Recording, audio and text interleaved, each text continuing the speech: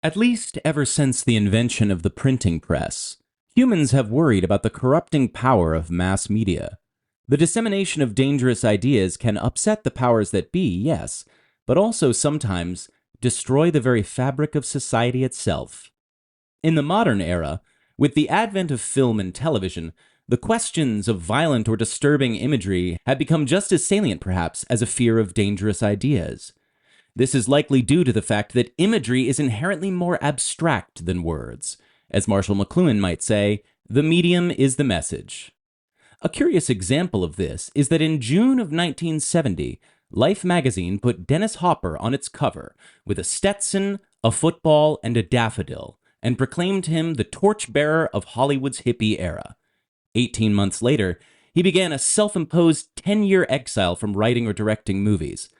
What had happened in the intervening 18 months was that Hopper had undertaken a quest to bring European art house sensibility to an American audience with his deeply challenging film, The Last Movie. This was Hopper's immediate follow-up to Easy Rider, the 1969 instant classic that both immediately defined a certain kind of film grammar for the next few years, but established Hopper as a wunderkind director and avatar of the Woodstock generation. However, The Last Movie proved to be his Altamont. The film's anti-colonialist premise involved a stuntman getting caught up in a ritualized fake film in which local villagers, inspired by the Hollywood film crew, insist on making their own movie, this time with real violence. The shoot itself, for The Last Movie, on location in Peru, was characterized by drug use and orgies, but the movie's real problems didn't emerge until the editing phase. When Hopper eventually showed people the finished film, the results were deemed unwatchable by his studio's executives and mostly rejected by the public. But the movie did win the Critics' Prize at the Venice Film Festival. The incongruity of these levels of appreciation seemingly drove Hopper even further off the deep end than ever before. The savior of Hollywood had become a victim of his own hype and media circus. This time the pitchforks were coming out in America, and the hippie era in Hollywood would be sacrificed on the altar of commerciality.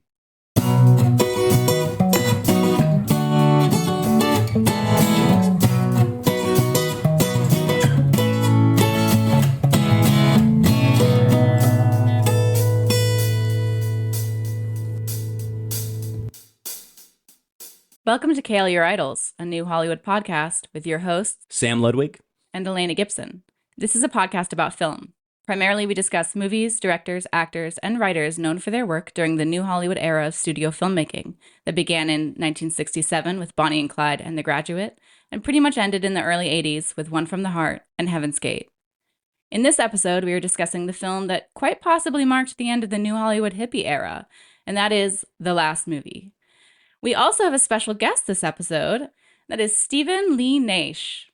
Stephen Lee Naish, he, him, is a British-Canadian writer whose work explores film, music, politics, and popular culture.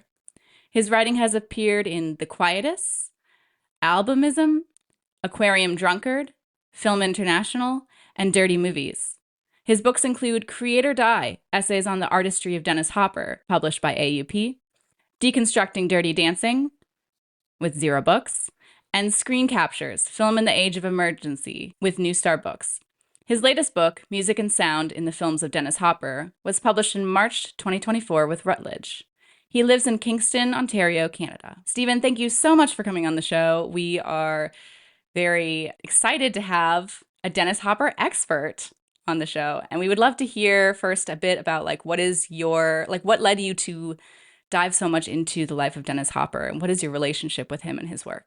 Yeah, thank you so much for having me on. It's a real pleasure, and I just thanks so much as well for bringing out this podcast. You know, I felt like for years I was searching on Google New Hollywood podcast, and just nothing ever appeared for years.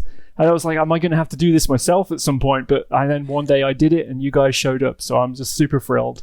So thanks so much. So Dennis Hopper, obviously, you know, you can tell by my accent, I'm British. I grew up in the UK. I went to film school in the late 90s, early 2000s. I was aware that there was this actor called Dennis Hopper, but he'd crop up in certain things, but It wasn't really until I got to film school where me and my fellow students would be recommending films to each other. I'd be watching, I don't know, Stanley Kubrick's Full Metal Jacket or something like that, and I'd come in the next week and say that, hey, I'd watched this really great Vietnam movie. And then one of my classmates would say, oh, you'd really like Apocalypse Now. So I would go and watch Apocalypse Now. And then, Dennis Hopper would appear towards the end of that film as the kind of wild photojournalist and kind of blow everyone else off screen for a little while. And then someone would say, oh, you should go and watch Blue Velvet by David Lynch. And there was Dennis Hopper again. And he just kept cropping up. And then I do remember sometime in the late 90s going into the Virgin Megastore that was pretty close to where I was based out of school. And they were selling off all their old VHS cassettes. So I remember I brought like Taxi Driver, Mean Streets, and Easy Rider on VHS cassette. Was this a box set that they're like, here, take these new Hollywood movies? These are like the 3 starter packs. I know, right? Yeah. No, they weren't. They were separate. It was $2 or £2 or whatever each. They were just getting rid of them because the advent of DVD was just upon us. So I still had my old top loader VHS player, and I was like, well, I'm not going to be worried about this DVD nonsense. I can just go buy cheap VHS now. This is wonderful. But didn't last too long. But yeah, and so I remember, I don't know, putting Easy Rider on like a Saturday or Sunday morning. I was probably about 18 or 19 years old, probably like a little hungover from the night before or whatever. And this movie just kind of washed over me. And yeah, I've always felt like Easy Rider is an incredible movie, but also it's like putting on a record. You can just watch it again and again. You can absorb or you can ignore as much as you want, but that soundtrack is so prominent within the film. And yeah, and then I got this. It came up, directed by Dennis Hopper, and kind of just led me down to reading and absorbing his stuff for just many, many years.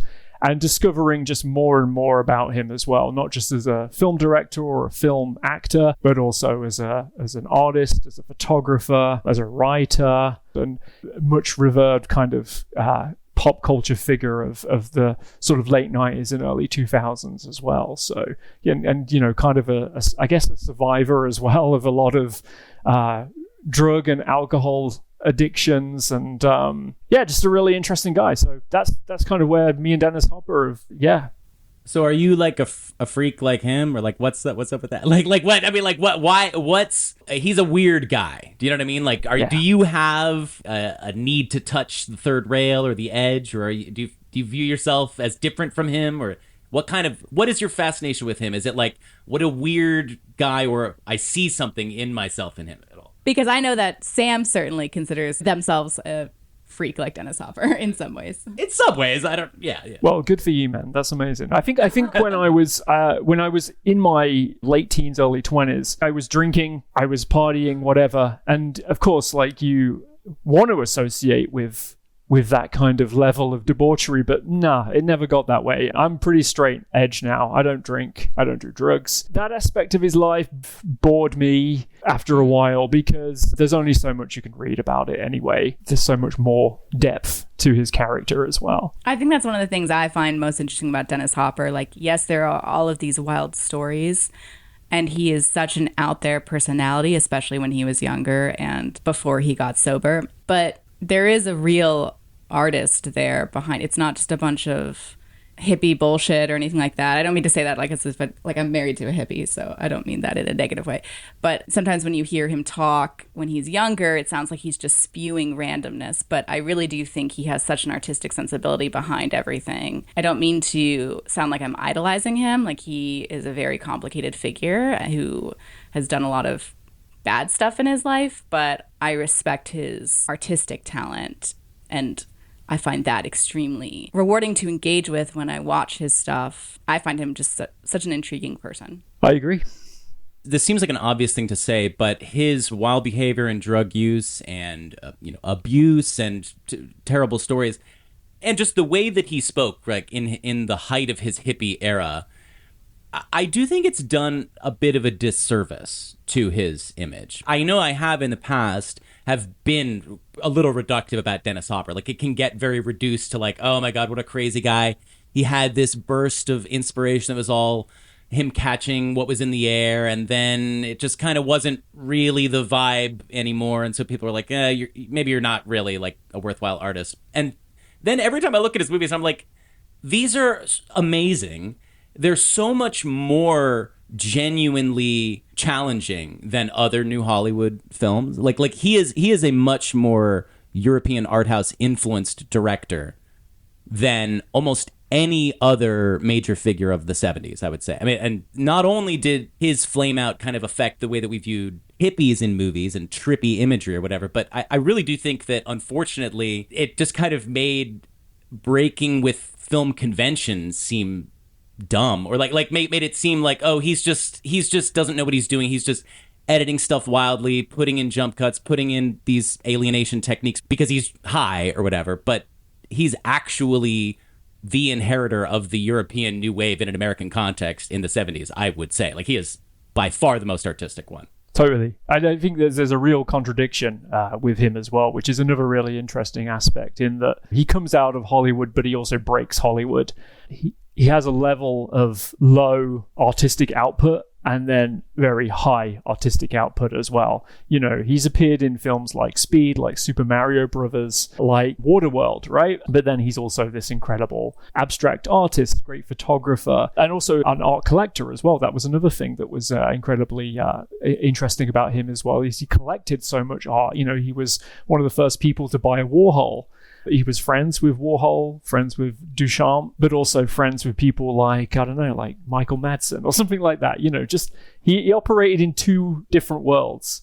He operated in the low culture and the high culture. I just find that, again, just very fascinating. You brought up that obviously he's in Apocalypse Now, which is a movie that I was thinking about a lot when thinking about the last movie, and I kind of wasn't even thinking about the fact that he's in it. I was just thinking about the fact that, you know, kind of similar shoots. The 70s is characterized by several of these on-location shootings in different countries, and most of them typically didn't go very well. I'm thinking of Apocalypse Now and Sorcerer. There's even the Werner Herzog side of things. There's the Fitzcarraldo stuff. And a lot of these movies have accompanying documentaries about the making of process, some of which are they themselves some of the best documentaries ever made. What's interesting about the last movie is it had a crazy shoot on location in Peru, and it has an accompanying documentary about the wildness of getting the movie made, but the documentary is about the editing process. And the jungle shoot, while crazy, seems to have gone relatively smoothly, is how everybody says. Like, the orgies and the drugs and the sex, I think, built some crew loyalty and kind of helped things run in a way. Is that what you guys have read? That's what I read also, but I know Sam and I read that one same Esquire article talking about the making of. Yeah. And I don't know. Yeah, I think I've read that. Yeah. No, I think the shoot. There's actually a film called Along for the Ride, which is another documentary about the making of the last movie, which came out I think in 2016, and the name of the documentarian escapes me, but basically he was Dennis Hopper's right-hand man throughout most of his career.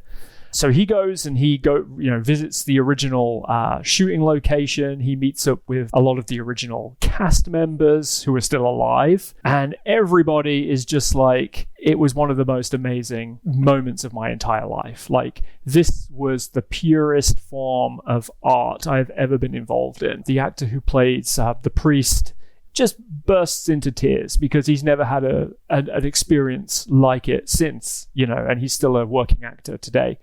Everyone was just having the artistic experience drip fed into them the whole time. But then you get to the editing side, and they come home back to Taos, New Mexico, where Dennis Hopper was editing the film. Reels and reels of film that were just crazy. You know, you probably had 3 or 4 different films that had been shot in that location during that time. And the documentary, The American Dreamer, is about the process of threading all of that together. We'll discuss American Dreamer, I assure you. We'll get into that. I think before we get too deep into the last movie, it might be helpful to give a bit more context about Easy Rider for any listeners out there who are unfamiliar with Easy Rider. We're definitely going to cover Easy Rider on a future episode, but for now, I think maybe you guys can help me make sure we hit all the important points about what maybe a listener should know. But Easy Rider was this huge cultural phenomenon. It was made for, I think, less than 400,000, but it made 60 million in box office.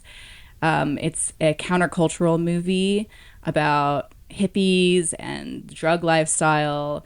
It was one of the things that made the studio system realize they were not tapping into the young audience, like, because Easy Rider was one of the first to tap into it so successfully.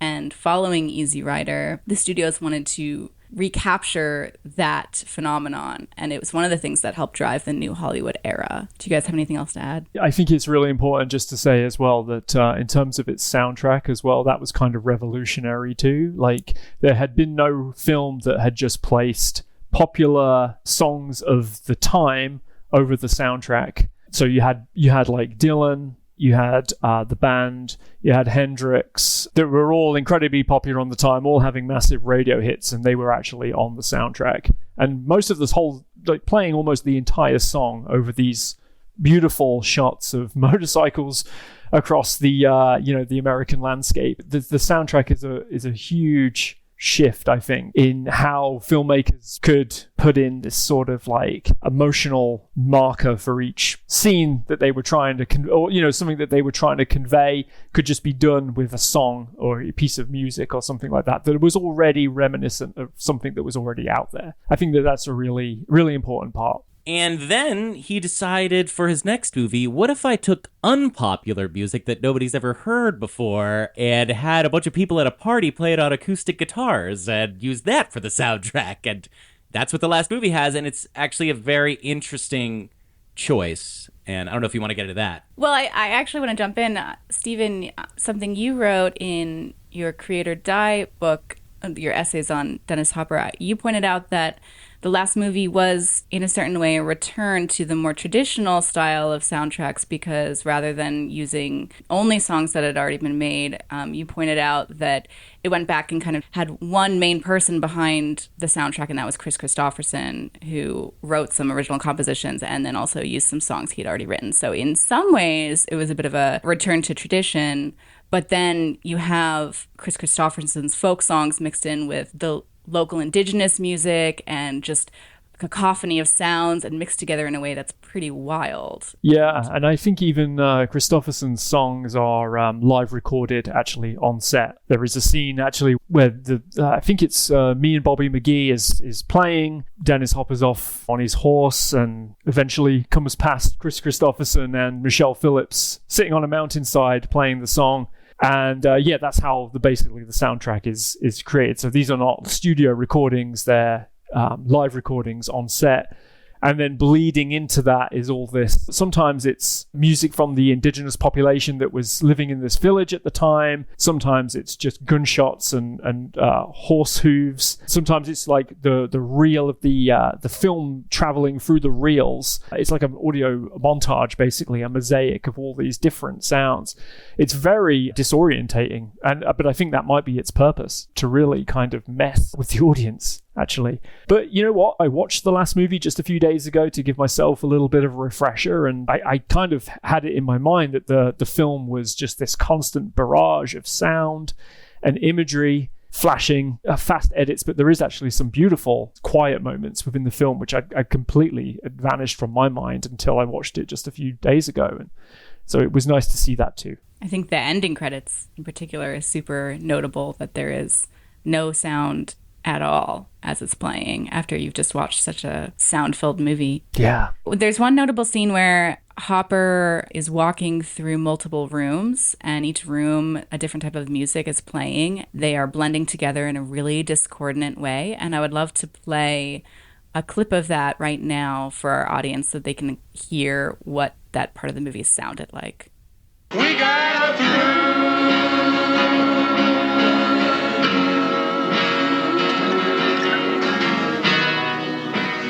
Wasted in a dungeon.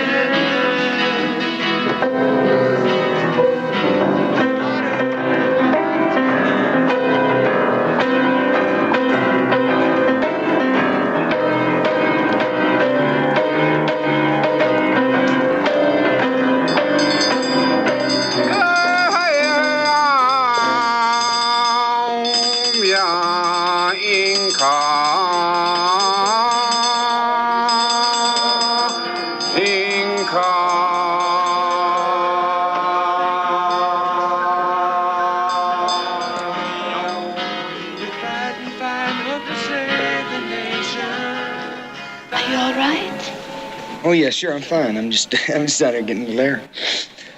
Yeah, and that is very in keeping with the movie's interest in alienation techniques and using film techniques to make you very aware that you're in a movie, but also make you very aware of the filmmaking process.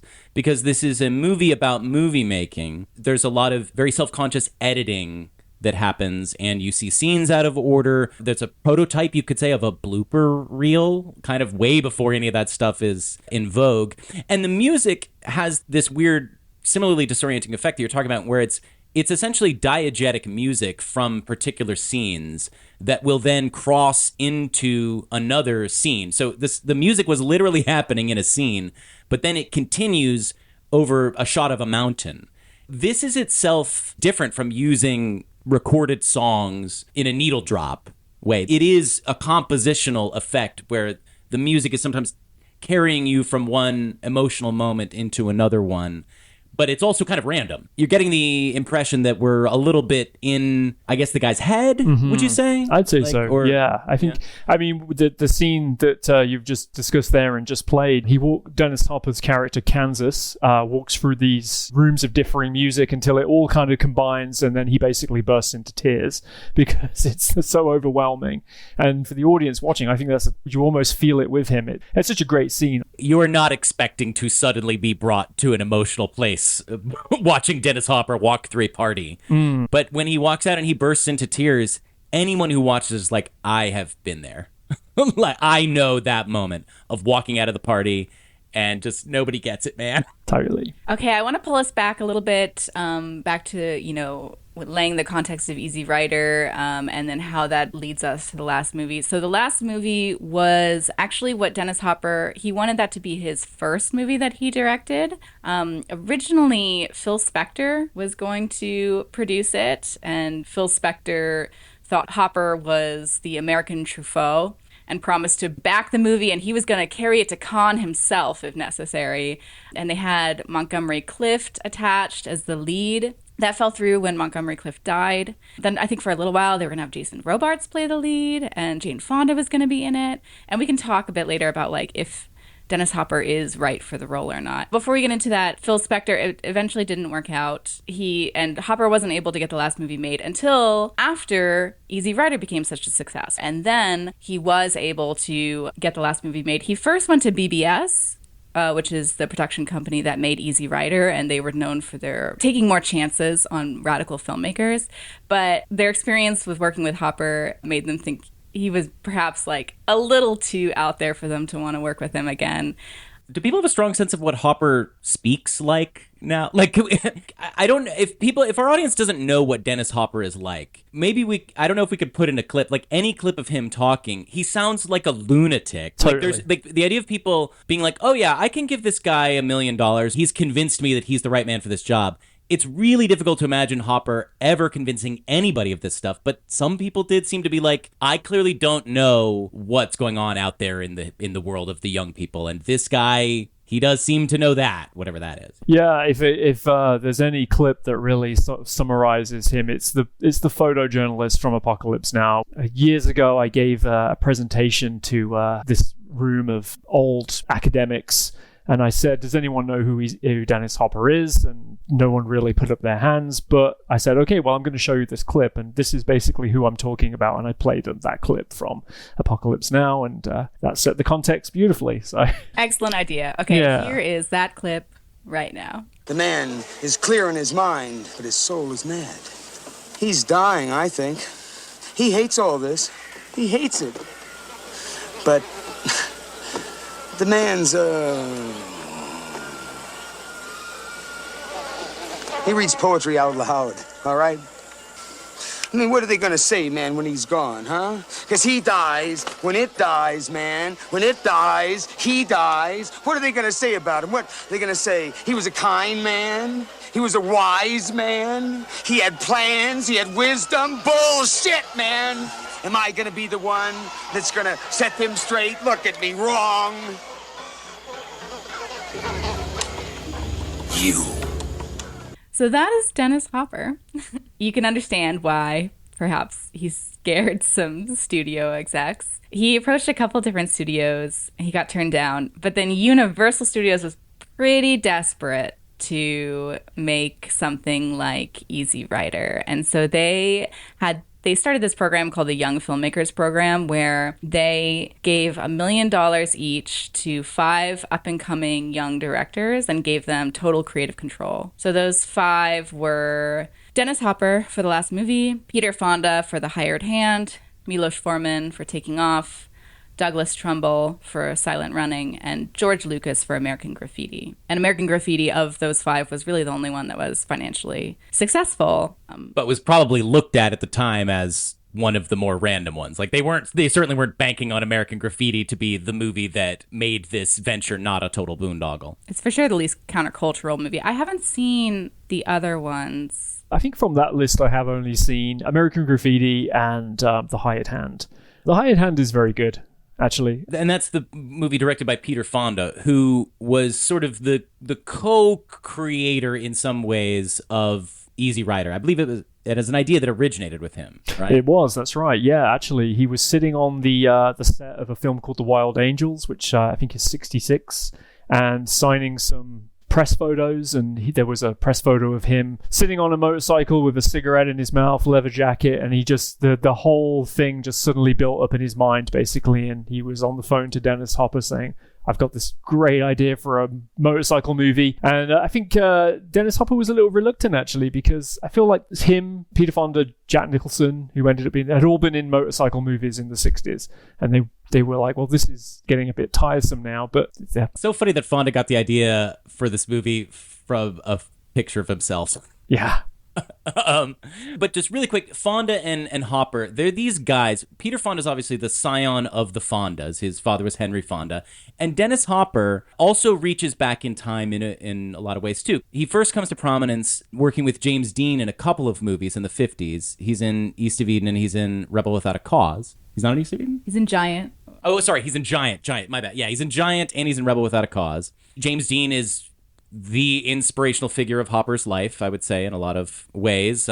Hopper witnessed firsthand Dean's revolution in acting. And Hopper, was a successful journeyman actor trying to make his way and make his mark in the 50s and 60s, but clearly felt somewhat stifled by the studio system and by what it meant to be, a square-jawed actor in Hollywood movies. And a lot of that feeds into what The Last Movie is about. I then would argue, though, that because of Easy Rider in the late 60s, then the hippie movement gets a little entangled with the deconstruction of old Hollywood that The Last Movie is trying to show. Do you know what I'm saying? Not the last thing you were saying. Can you repeat that? Well, the Last Movie originated as an idea in the mid-60s, before the hippie revolution, right? And as you say, they're thinking of Jason Robards, Montgomery Clift. Did they talk about John Wayne playing the lead at some point? I think Hopper's sort of originated this idea on the set of a John Wayne movie. It could have been true. It could have been True Grit, but he was sitting on set and he was witnessing this whole movie production, this big Hollywood movie production that was happening. These great big sets being built and then being deconstructed after the film set had finished. And I think that's where his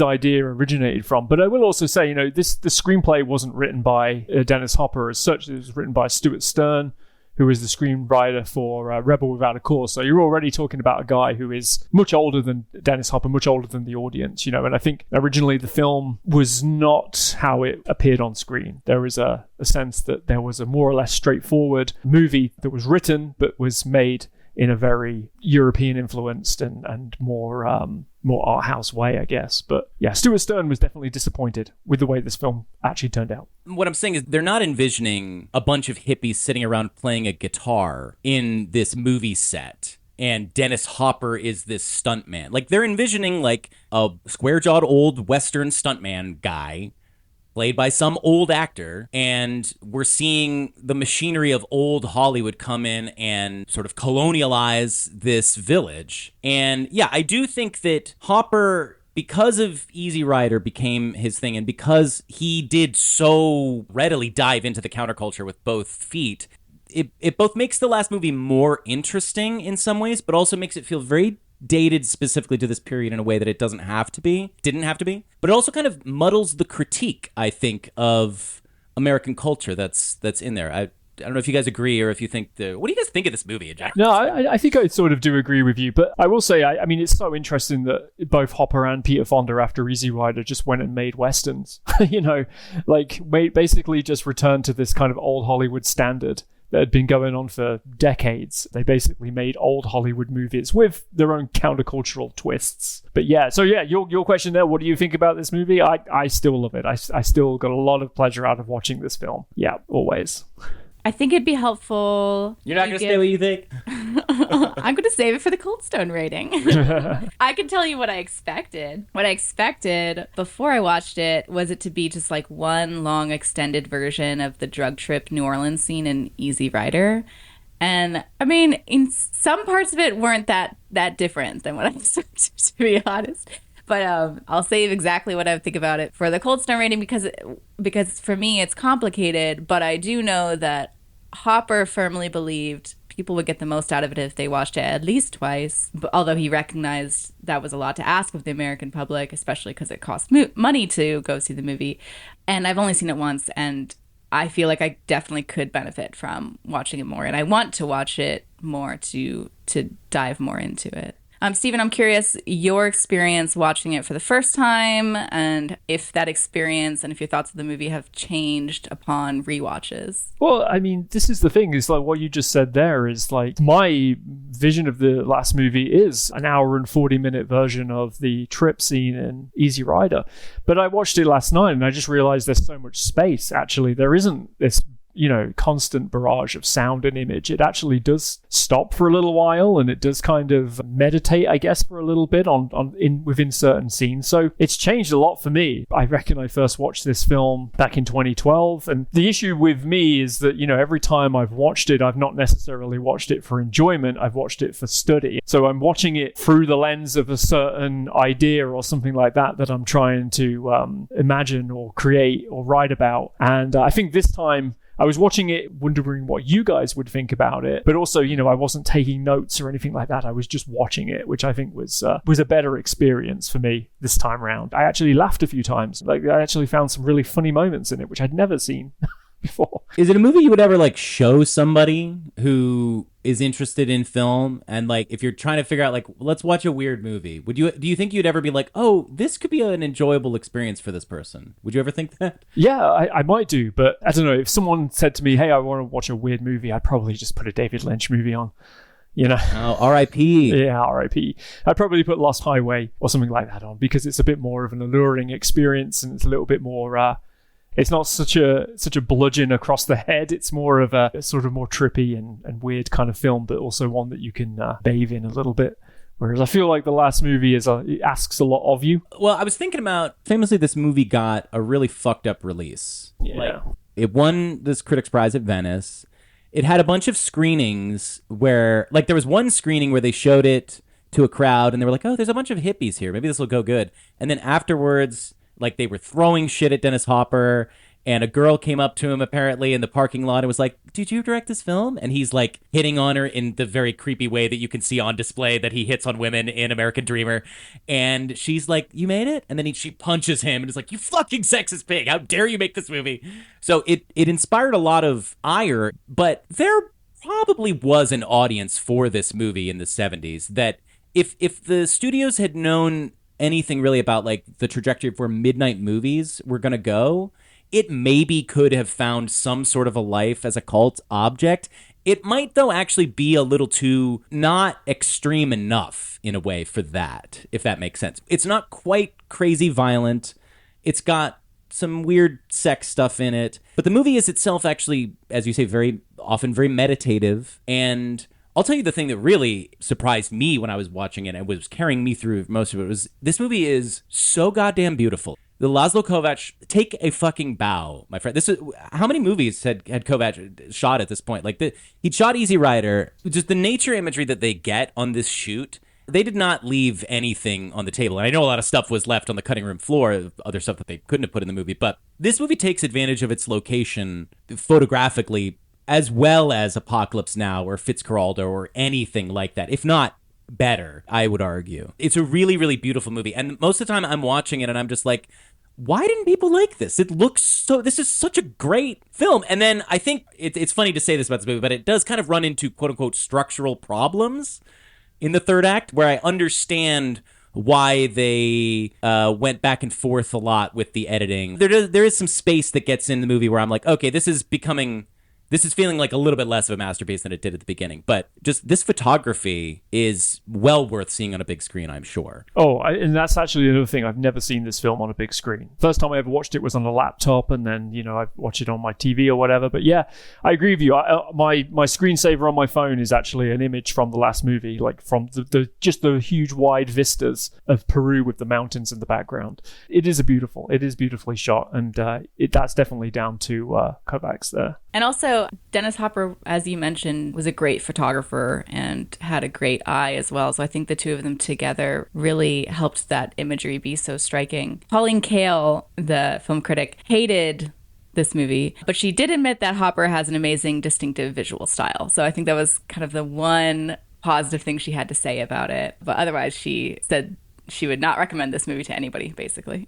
He also in this movie has cheekbones that rival Anya Taylor-Joy. He lost 30 pounds for this movie. I mean, shaved off all of his hair and beard, and I believe I read somewhere sent it to his daughter as a present so that she unwrapped a present of his hair. And he kind of looks incredible. Oh, yeah. He actually kind of looks a lot like my uncle. But Hopper is physically transformed. This is a very different character than you have ever seen Dennis Hopper play, at least for a lot of it. Some of it, I feel like he devolves into I'm Hopper the asshole stuff. But his early acting roles, he was that square-jawed actor. So. But also so sensitive in this movie, too. Like, I don't know. At the beginning, when he cries, at least. I think he has that in his early acting role. Well, maybe I just haven't watched those as much as later stuff. If you haven't seen Night Tide, I recommend Night Tide as a film from 61, I think. And he's very chiseled in that. He looks incredible. And again, that's a very emotional role for him as well. Falls in love with a mermaid. Right. We started watching that. Oh, yeah. I think we just were sleepy that night. Yes. But it was cool. Before we get too far in, I mean, we are a little ways into this episode, but I guess it matches with the credits sequence in the last movie showing up 30 minutes into the film, which apparently set a Guinness World Record at the time. But I think it's worthwhile giving a synopsis of what the original script was. So as you mentioned, Stuart Stern wrote the script, or co-wrote it with Dennis Hopper. He co-wrote it with Hopper, and several bong rips of weed, I believe, was noticed. He told Hopper, I can't smoke joints, it's too harsh. And Hopper's like, well, there's this great thing called a bong. And that's how they wrote the script, apparently. It's helpful to read the synopsis that Stern gave of what the original script was. It's about a broken down stuntman named Kansas who shacks up with an indigenous girl and stays behind in a small Latin American town where a Western has just wrapped. After watching the film company shoot their Western, the locals begin to reenact the process of filmmaking using the old sets, as well as cameras and other equipment they've made out of bamboo sticks. The reenactment takes on the nature of a religious rite. Kansas, meanwhile, plans to seek his fortune by developing the town as a location for future productions. So that sounds straightforward, but the movie you get in the end, it's really hard actually to piece together what the plot is. And I know I was reading the synopsis and I'm like, oh, right, that is what I watched. It just wasn't at all in that order. Yeah, it totally is. Like, you read that and I'm like, yeah, that's exactly how it all came about. But there's a lot of disconnect. Like, the indigenous people who are, creating these films, they disappear for a long time. Like, you don't really see them again until the end of the movie, and then suddenly Hopper is captured by them, and you're not really aware of what's going on. And then there's this side story which about him and his friend going to find a gold mine, which I thought was a really cool element, but is not explored at all. I think it's like 2 scenes and then it's gone. But Don Gordon, who was an actor from that period as well, shows up and is kind of blows everyone else off the screen for a little while. And I would have liked to have seen a bit more of him in there as well. His girlfriend, Stella Garcia, I think she's one of the best people in this film, actually. She's a really great actress. But yeah, it's all just so scattered. And it's just, I would say that I didn't even spot Dean Stockwell in this movie until the 3rd screening. entertaining. Peter Fonda. I don't even know where Peter Fonda is in this film. Me neither. I was so excited to see Peter Fonda again. I think I spotted him at the very beginning, and I have Stockwell is quite prominent when you know what to look out for. He looks very different to what we're kind of used to. It's just a disorientating film, and there is a plot there, but it's buried. It's just buried. Yeah, I mean, and I would argue it's just weird of looking at this synopsis that Stern wrote, that it ends on Kansas, meanwhile, plans to seek his fortune by developing the town as a location for future productions. That's the main thing for you? Like, I do think this movie has a weird lack of a third act. In a way. I mean, it sounds like a weird thing to say, but like, it's unquestionably true to me that this movie works better out of order, very metafictional, being made aware of all of these techniques in filmmaking. I actually really doubt that a straightforward telling of that synopsis and this story would be that interesting, at least based on, like, to me, the least interesting part of the movie is the religious rite sequence. I would say it's really cool imagery, but it does go on a little while, and I'm like, I don't know if you've really gotten the juice out of this fully. Do you know what I'm saying? Yeah, I do. And it's also because it appears at the beginning of the film and at the end of the film as well, that I feel like it is overused a little bit for sure. I actually totally disagree. I think that the whole idea of the local villagers taking on the filmmaking process in their own way, in such an inscrutable way. Like, at first, I feel like you think the movie is treating the villagers as, just not knowing anything and being confused and being a little silly. But the movie, I think, really tells you, no, that's not what's going on. Like, Kansas doesn't understand, but they understand. Like, there's a point kind of towards the end where there's a movie fest going on. Like, there's a big party the villagers are hosting for the wrapping of their film, which, again, they're shooting with bamboo cameras and equipment. So, like, there is no real film being captured, but to them, they are doing something real. And so Kansas is asking his girlfriend, like, who is local, he asks her what's going on, and she says something like, I can't explain it. I can't explain it but to you. But she clearly knows what's going on. The villagers know what's going on. When Kansas tries to explain to the villagers, hey, you shouldn't actually punch each other when you're filming fight scenes. You got to fake the violence. They say, no, that's not real. Like, they want the real violence. They don't want fake stuff. They know what they're doing. And I think that whole concept is really intriguing and poetic and interesting. I really liked all of the religious rights stuff. Yes, it dragged out, but that was an editing issue. And I would have really, really loved to see the straightforward film that this could have been, because I think it already had a lot of artistic value just with its ideas. And it feels like the crazy editing took you away from being able to appreciate the philosophy behind it. Really, though? Do you feel like you don't get the point? I get the point, but it did kind of keep me from being able to... Like, I was thinking about Hopper a lot during the movie. Yeah, maybe it would have been better if Hopper had just disappeared for that third act. Yeah. No, honestly, I was watching it because I was loving his performance, but then I actually kind of feel like he devolves into Trix when he's the captive. Mm-hmm. He becomes kind of classic caricature of Hopper. Mm-hmm. There's some monologue that he has, and I'm like, oh, you've kept this out of this movie so far.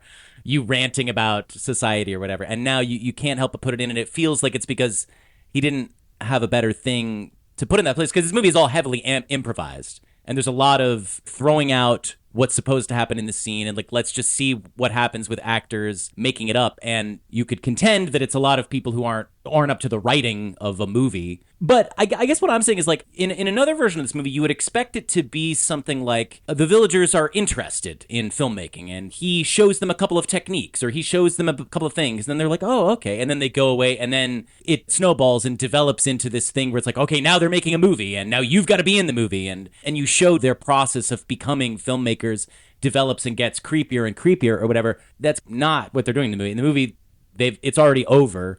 They've already developed this religion about fake filmmaking. So it's just kind of like, it doesn't really feel like there's actually that much room to grow with that unless you want to tell the story of Hopper getting more and more embedded with them. But there would have been room to grow if he didn't throw out the script and if he didn't take the last 10 minutes of the movie and put it in the beginning of the movie. Yes. Well, fair enough. I just feel like, I don't know, yeah, it does feel disjointed because it doesn't feel like the character of Kansas is smart enough, really, to be how he actually ends the film. It does feel, you're right, it does feel like the character of Kansas disappears and is replaced by Dennis Hopper, basically. And then it becomes the tirade against Hollywood filmmaking and exploitation of indigenous people. And it just doesn't feel to match up with the character of Kansas. But, maybe that is what Hopper was doing the whole time, because obviously there's images within that film where he's running along past this wall and he's being shot, collapses to the ground and then gets up again, and then you see it again. And, now you're realizing, oh, okay, I'm seeing Dennis Hopper now. This isn't Kansas, this is Dennis Hopper. So,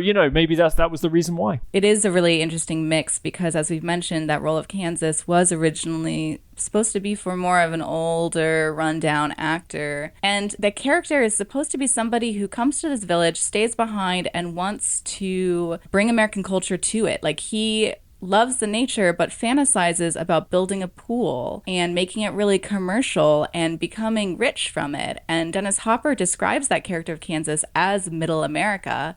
And yet, what we see through Dennis Hopper putting himself into it is Kansas being more hippie rather than middle America. And those two, they don't really match. And that makes the movie both really interesting and also very incoherent in a lot of ways. Again, it's that contradiction, isn't it, with Dennis Hopper. He's the all-American dude who appears on Life magazine with a football under his arms, but also with a cowboy hat and also a little flower that indicates he's part of the hippie generation. It's those weird contradictions within himself. This movie is a wild mixture of different ingredients into a stew.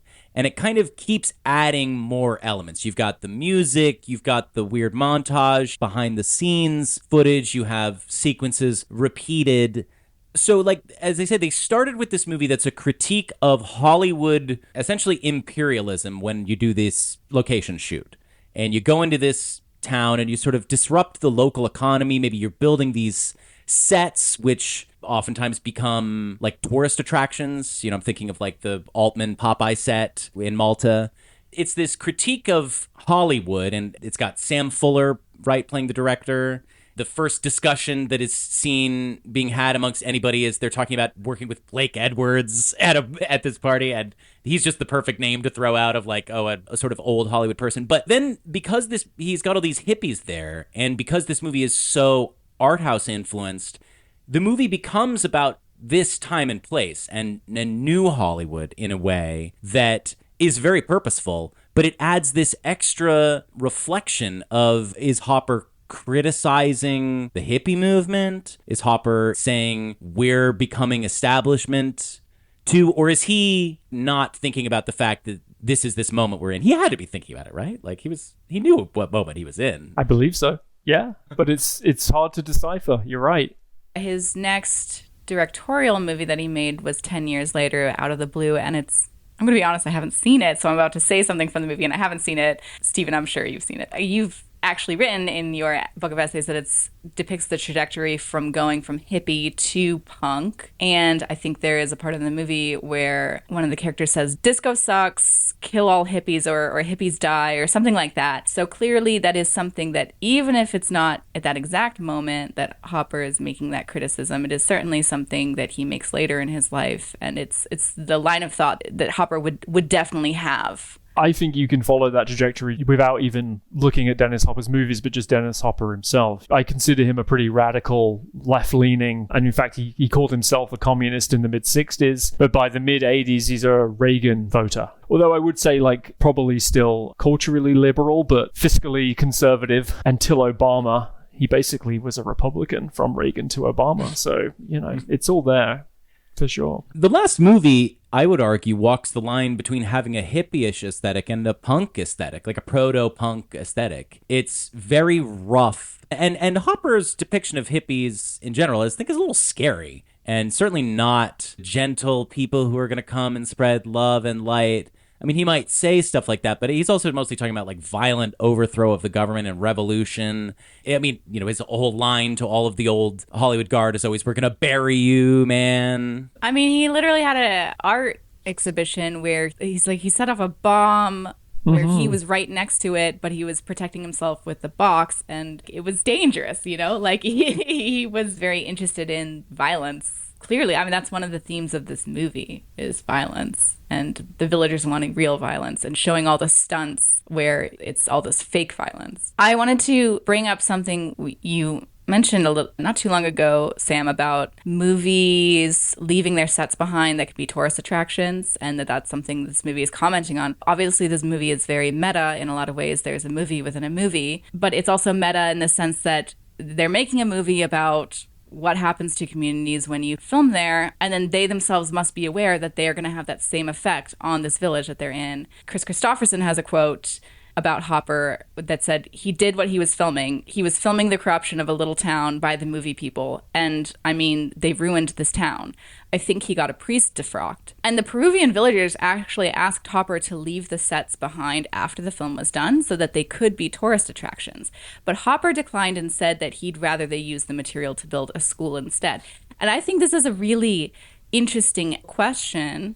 Obviously, Hopper doesn't like the idea of leaving behind the sets as a tourist attraction. He doesn't like that commercialization and the colonialism. But at the same time, that's what the villagers are asking for. And he's telling them, no, I know better than you what you need. And I don't think that's a great way to approach other cultures. So I think it's just a really fascinating ethical question about him making this movie in the first place. And one assumes with Hopper a certain amount of maybe even fanning the flames and encouraging, creating chaos and stuff, I know. I mean, his first 3 movies, most certainly. He became a bit more professional during the late 80s. But those, Easy Rider, last movie, Out of the Blue, he was not a calm director. And I mean, actually, Sharon Farrell, who co-starred with him in Out of the Blue, said about her experience, he was our director and he was our dealer. That was the approach he took, basically. It was pretty manic, yeah. Living the art, in a way. It's all mixed together. I do think that this movie directly raises a number of ethical questions, and I think we should talk about them right now. Do you think the premise for this movie is offensive? Just the idea for the movie. Forget about the execution. But if you heard this pitch, what would you think of it? If I heard Stuart Stern's pitch, I don't think I would find it offensive, no. I do feel that the film, as it kind of stands, and its depiction of the indigenous culture is a little offensive, yes. Yeah, as I mentioned, I don't know. I was surprised by how I thought that Hopper did a decent job of making the villagers not seem silly or taken advantage of, and they did have their own purpose that they were going towards. I guess you could say, though, maybe it's a little offensive showing that they're doing this kind of wild religious rite that is so inscrutable. But I felt like they were kind of depicted as being pretty powerful and in charge of their own lives and leading a really rich life that Hopper or Kansas did not have any access to at all. I thought there was a few scenes within the film, especially when he meets up with these kind of rich American expats. I don't know, I just felt it was very exploitative when they went to the bordello. I don't know, I just found it very gratuitous. The rich Americans going in and just making fun of the women that were in this bordello. It doesn't sit right with me, that those scenes. I felt like those scenes were supposed to depict them as being exploitative. Like, I felt like the audience is supposed to be like, this is not right. Oh, totally. That being said, Hopper clearly is very sex obsessed, and his relationship to sex I find extremely skeevy. Like, I did not enjoy at all the experience of watching The American Dreamer. I found it like insufferable in my opinion, and I really did not like it at all. And I totally understand why a woman punched him in the face after seeing the last movie and called him a sexist pig. The way that the sex scenes were shown in the last movie, like the sex scene under the waterfall where Dennis Hopper gets to play the guy having sex with this woman and under the waterfall, I don't know, and the scene of them in the strip club where everybody's watching the strippers have sex with each other, it also didn't sit right with me. But for me, it wasn't so much the way the movie treated the locals, and it was more what he had to say about sex and how he liked to show it on screen. Sorry, I don't want to get too graphic, but I do feel that it's sort of important here. He shows a shot in this movie that is the most shocking image in the movie to me, not necessarily as far as what it's being depicted, but the fact that it is in a movie is he in the sex scene by the waterfall, he has a shot of himself. I'm sorry, I don't know how to say this, but like he puts his hand, they're naked, and he puts his hand down in a very explicit move that's like, I'm I'm physically inserting myself into this person in a way that is just like shocking to see in a movie released in 1971. And still now, like you would barely have those scenes now. And I'm not saying he's literally doing it, he's miming it, but just even having that explicit of a nod to what real human sexuality is like, I wouldn't be surprised if that was like a big fight where he was like, you have to have this in, like, this is so important to me. And then when you see the American Dreamer, it's like, quite a lot of imagery. Like, you're literally seeing him have sex with people in that movie. And the sexuality, that's one thing that we can talk about. But I do also just want to go back to the depiction of imperialism and colonialism and the power dynamics at play. Because this movie is really obsessed with power dynamics and, like, abusers being abused. He joins up with this group of sleazy Hollywood types who are still remaining there, and they're exploiting these women in this bordello. But Hopper is also exploiting his relationship to this businessman, you know, sort of cucking him in a way. It becomes this very twisted web of people who are imposing their will on other people. And like I do think the movie just it gets down this pathway of just talking about like power dynamics in the middle that does make the whole premise a little bit more clarified to me, actually. Like, I really do think that middle part, in addition to being great scenes of very awkward situations with people, it actually really does make the movie feel pretty morally specific as far as what it's trying to say about, you know, it's not really judging the villagers. It's kind of just like, I learned it from watching you. No, it's a really interesting take, actually, and not something that I'd sort of not really noticed that in his earlier work. His earlier work always seemed to me the conflict was always between, I guess, like the power dynamics was always between the person and the state. Easy Rider is taking on the man, taking on authority, and then I also thought that in the last movie too. Actually, up until Colors, his film in '88. But then actually the last 3 films of his career, which was Catch Fire, The Hot Spot, and Chasers, is more about that, the power dynamics between men and women. It's interesting that you found that in the last movie, because actually I hadn't really seen it. There's the scene where the wife makes him like get down on his knees and beg or something, right? And then after he starts interacting with these rich American expats, that's when he starts being a total asshole to his girlfriend, and he physically abuses her, which to me was a really hard scene to watch, knowing that Dennis Hopper has a history of domestic abuse. Like, he has beat his wives that he's had. And so seeing him... And had at this time already. Yeah. And so, like, seeing him cast himself in that role... And then he also, from my understanding in Out of the Blue, the other movie he directed 10 years later, like, that he... also cast himself as a sexual abuser in that case, and it feels a little bit like he's working through some stuff, but in a way that is really disturbing to see on screen. And yeah, I really did not enjoy watching that part at all. No, and in fact, if you didn't enjoy it, you might want to avoid Out of the Blue, because there's some incredibly difficult scenes to watch within that movie. I mean, Dennis Hopper gets his comeuppance in that film, for sure, but it's deeply uncomfortable. But what does it mean when an abuser shows themselves committing horrific acts of abuse? And the acts of abuse that he commits in last movie are shown to be bad. He is 100% showing his character as being wrong in that moment. So what does it mean for an abuser to want to depict themselves that way? I mean, would it be weirder if he just directed another guy to do that? Or I don't even know. Like, it's just, I've never been in this position of being like, oh, well, we have this like racist person or something. Like, well, let's cast me. I'm a racist. You know, I mean, it's just like, I don't know what the thinking is.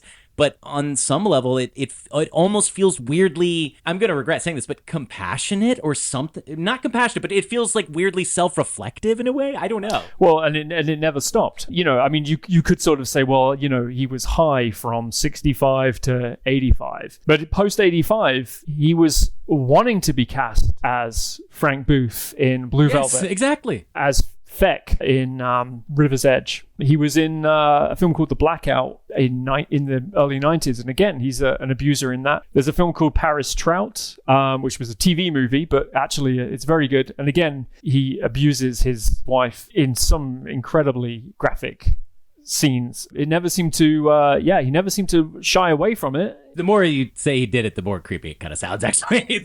To me, I kind of view it as like a Louis C.K. type thing, where where it's like maybe him working through his demons through his art. But I'm not gonna applaud that. You know what I mean? Like, Oh no! To me, the question is more just like you say, like with Louis C.K. Is it worse that they're showing their flaws, or would it be better if they kept them hidden? I don't think it's better or worse. Like the actions are the things that should be judged in that case. If you're questioning the actions of the individual, so like whether they put it on, whether they hide it or put it in their work, I guess maybe in I'm some saying, way, how does it affect the film? well, like I guess ethically you could say if you're using the harm that you've done to other people to artistically elevate your work and then, you know, gain more success from that, then that's bad, even if your intention was to work through your demons. That's an interesting thing that you're talking about. It actually connects to the whole idea of the last movie, which is like, maybe he is just saying, yes, I've done this terrible thing. I need to show a person doing a terrible thing and show that it's bad so I can educate people that you shouldn't be a wife beater or whatever. But then, yes, you're also making a movie to make yourself money and you're trying to be famous. It's like the last movie, which is all about sort of there is no ethical consumption under capitalism a little bit. It doesn't matter what the intentions of your movie are, dude. It has butterfly effects on these villagers, on the culture that watches it, on everybody. I am sure that he made some justification to himself along those lines to put the abuse of the movie. I just don't think he ever needed to. This is the problem. It's this acceptance, this level of acceptance that was fine throughout Hollywood, fine throughout the music industry for decades. Him as an actor can say, I can do this. I can do this again and again and again within my film roles. And no one's sort of saying, but don't you have a history? He said to David Lynch when David Lynch was trying to cast the role of Frank Booth, he called him up and said, look, I am this guy. I am Frank Booth. So you've got to cast me in this role. And then David Lynch said I should have put the phone down at that point. I mean, don't get me wrong. It's a great movie. It's a great role. All the roles that I've just discussed, I appreciate them a lot. But ultimately, you know, it was continued to be allowed.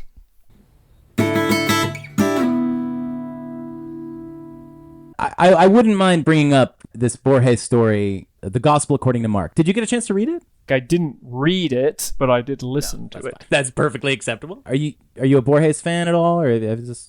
Not at all. Not at all. When you guys emailed me the list of topics, I was like, this is so random, but also like, it's so cool, right? Because I don't believe I've ever read any Borges, but film is really what you bring to it sometimes, right? When you watch this and this popped into your head, I was like, well, this is just really cool. You must have come across this story before watching the last movie, I assume, or, you know, in class or whatever, or just as a reader. Yes, and I wondered if it was an influence on the film, but then I realized that the story was written the same year that the last movie came out. Same year. Yeah, Sam, can you give us a quick little intro on Borges, stories of his that are the most well-known, maybe, and then a little bit about The Gospel According to Mark? So Borges is a postmodernist short story writer. He was born in like 1899 and died in the mid-'80s. And he had this long career where he sort of defined a lot of what we think of as metafictional storytelling. Stories that deal with the infinity or just a really wild concept. Often his tales involve a certain absurdity. And The Gospel According to Mark, it's a sort of dark, almost Shirley Jackson-esque story of this very effete, I think he's a scholar, from Buenos Aires, who is staying with this family of farmers. They're very uneducated. There's nothing to read. He's sort of judging them for how they don't have a lot going on. And the one thing there is to read in the house is the Bible. And he happens to read to them The Gospel According to Mark. And they become fascinated with this. It's clear that they don't have a history with Christianity. Similar to the plot of the last movie, they kind of take it maybe a little too seriously and start viewing this scholar as potentially their Jesus figure in all of the dark ways that you might imagine. So it's a kind of a similar thing. It's a person going into a remote-ish area where people maybe haven't been exposed to certain kind of mimetic ideas, either religion or film, and the impact that these stories have on those people and how easy it is for people to misinterpret things or interpret things exactly correctly, as you might argue if the Gospel of Mark does involve somebody needed to be crucified at the end. So that's the basic premise. And it's just weird that there was something in the air. I guess this was a new idea because, like, colonialism and anti-colonialism, people were just starting to think about maybe this is bad and what are we doing? How are we looking at indigenous people? There was two things that I thought within the story which were cool, and I thought that matched up with what the last movie was trying to do, which was this idea of humanity is always trying to tell two stories at the same time, which is obviously something that the last movie attempts to do as well, two things within one, or maybe even more than two. The ending of the story where Espinosa is rereading the final part of the Gospel of Mark to the family. They keep asking for it because they want to understand it more every time. My idea of what the last movie has to be done, you've got to watch it more than once to kind of like really understand it, or keep watching it again and again to kind of peel back the layers of what potentially is there. So I thought that was really cool. And the character of Espinosa, also 33 years old as well, the same age as Hopper, yes, which I thought was really interesting. The main difference, they're very similar stories, but the main difference, obviously, is that I would say Espinosa, the main character of the Gospel according to Mark, is a extremely effete intellectual. He's very judgmental of the locals. And Kansas, he has his version of looking down on the locals, but he views himself at least as salt of the earth guy, certainly no intellectual. And also, the Gospel according to Mark, it is a story that these people are literally hearing and it's being interpreted. And the last movie is about the power of inexplicable visual imagery a little bit. And in fact, Hopper himself said quite clearly that he, at least at the time, was anti-reading. Anti-books. Doesn't read. I think he'd read like some acting manuals or something like that, but that was pretty much it for him. I think he loved poems also. Yes, he was big on poetry, If, in particular, by Rudyard Kipling. I feel like another big difference, though, is also the way the villagers are depicted, because I do actually think the way the farmers in Gospel according to Mark, I do think are depicted in an offensive way. He's also depicting this guy being very condescending to them. Right, yes. Like, the main character being condescending towards them is not... You're supposed to know that he's incorrect to be condescending to that degree. Yet, though, at the end, clearly the farmers are so taken with the religious story that they are kind of under the impression that if they crucify this guy, that they will have their sins forgiven. Whereas in the last movie, you do think the same exact thing is going to happen. Like, I really thought that was going to happen in the movie, but it doesn't. And you realize the villagers, they really were viewing this symbolically, rather, like when they're reenacting everything and acting like they were going to kill Kansas. It was all symbolic the whole time for them. So I feel like the villagers/farmers were also depicted very differently in the two stories. The metafictional aspects of the filmmaking also serve to undermine any seriousness that you take anything happening in the last movie. It itself is like, yes, these villagers are enacting this ritual. We don't know how seriously they're taking it, but in the end, it's like they're not taking it that seriously. And the movie then keeps stepping out and showing you like blooper reels and being like, no, but none of this is serious. But then weirdly, like the very last line of the last movie is God is everywhere. And then you cut to shots of the locals and that's the end of the movie. And it's like, what are you trying to say? I mean, are we spoiling? Are we ready to spoil what happens in the end? They go through this ritual, but that's not the end of the story, really. The story then jumps back in time to them on the gold mine hunt. Him and his friend back on their quest to find the gold mine. We already know by now in the movie that they have found the gold mine. It didn't exactly work out for them, but it cuts back to a sequence which we never saw a bit of before in the movie, of them on this journey to find the gold mine. And this is just a moment between two guys kind of shooting the shit by a campfire, discussing finding their fortune. And then you say, like, the line is, God is everywhere. It's ending on a vibe rather than action. It's ending on this feeling they shared at this one moment. It brought to mind Pulp Fiction a lot, which we'll talk about Tarantino. But yeah, I don't know. What did you guys think of like this moment as the ending moment? What did it say to you? To me, what it said this time was that there was a really cool missed opportunity with this movie. I posted this recently. After watching it, I was like, there could have been this incredibly funny Cheech and Chong style stoner movie in which two guys just go out into the wilderness to find their fortune. It's just them going back and forth. I mean, that's obviously improvised dialogue between Don Gordon and Dennis Hopper there, but I just thought it was so funny. He was like, what's your reference? What's your reference of finding gold? I was like, there's probably hours of footage of those guys just out in the desert that I would love to just unearth, string together into like a film, because I think it would have been such a funny thing. I watched it and I thought, missed opportunity, but there's a lot of elements of the last movie which are missed opportunities, I think. For me, the experience of the ending was that the movie was building towards what I thought was going to be a really dark ending. We do give spoilers for the movies we talk about, and I've already spoiled it. You think it's building towards the villagers killing Kansas and treating him like a Christ-like figure. And you see what you think is that happening. You see Dennis Hopper running and getting shot and falling on the ground. And then you see that take happen again and again, and you're like, oh right, it's like they're making a movie. And you see him at one point smile, as Sam mentioned, and you're like, oh, that's Dennis Hopper you're seeing right now, not Kansas.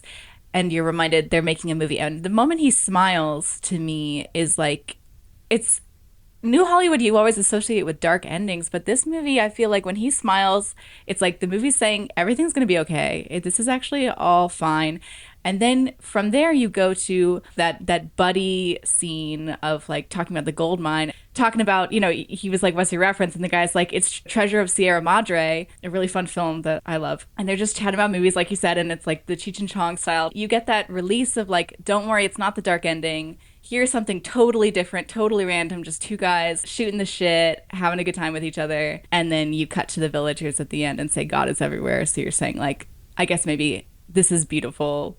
Everything's going to be okay. So I actually thought it was just a really pleasant ending. I thought so too. And it was the first time that I'd really appreciated that ending, or maybe the ending of that movie just, like, I don't know, maybe it couldn't come quick enough or something like that on previous watches. It was something that I completely just missed. But yeah, I really thought that was just such a great way to it. And it really spins the very downbeat ending of Easy Rider. Like, you always think that the Dennis Hopper's films end incredibly violently, because one of the things that he always said, that his films end in fire, and obviously fire is a pretty violent way to end any movie, but in this case the fire is just the burning of the film, right? It's just the film burns out. So I think I read somewhere, and correct me if I'm wrong, that Hopper originally didn't want the downer ending even for Easy Rider. This could just be a completely incorrect thing that I'm stating, which wouldn't be the first time that happens on this podcast. But yeah, I struggle with how to interpret the ending of this movie, because it does just devolve into metafiction in a way.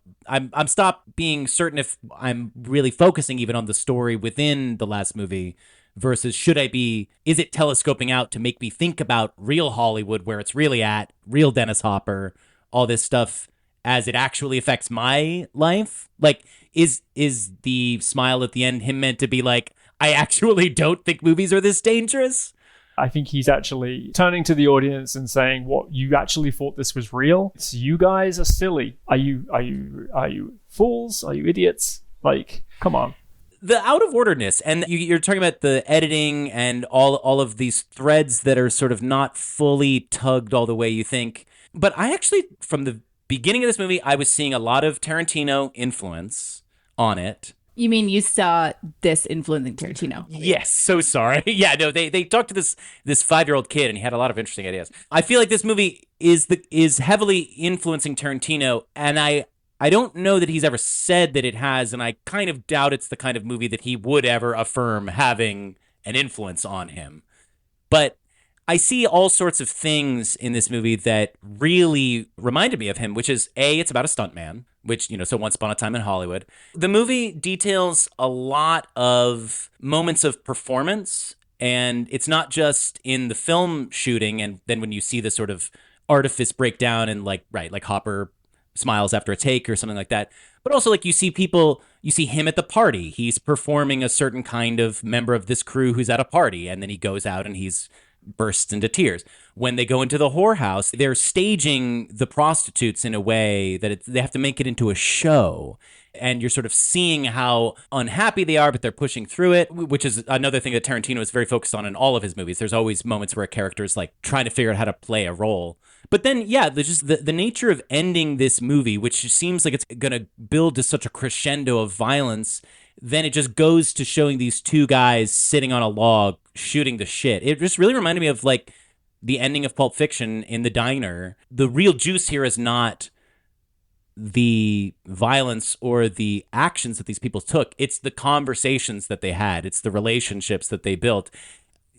I understand the fact that this movie is not very coherent and that didn't come through to an audience seeing that. But now, after years of being so used in the 90s to movies doing that out of order storytelling thing, and now I think even that is a little out of vogue in a way, though I kind of wouldn't mind more movies doing that now. It just made me watch it and feel like, no, I get that he is like trying to solve the structural issues with this movie in a way that is incredibly inventive. And it's like, you don't even have to go linearly. Like, you could just go to a good part, and it doesn't have to follow chronologically. And I don't know that I think that he had a great reason for doing these things, but I do feel like it's lifting me up towards the end of this movie, which I think does kind of flag a little bit towards the end.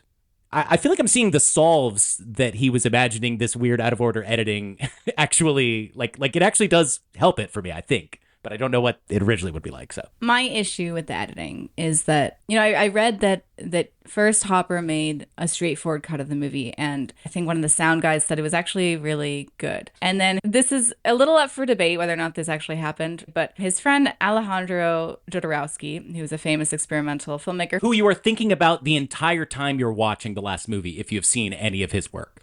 Definitely.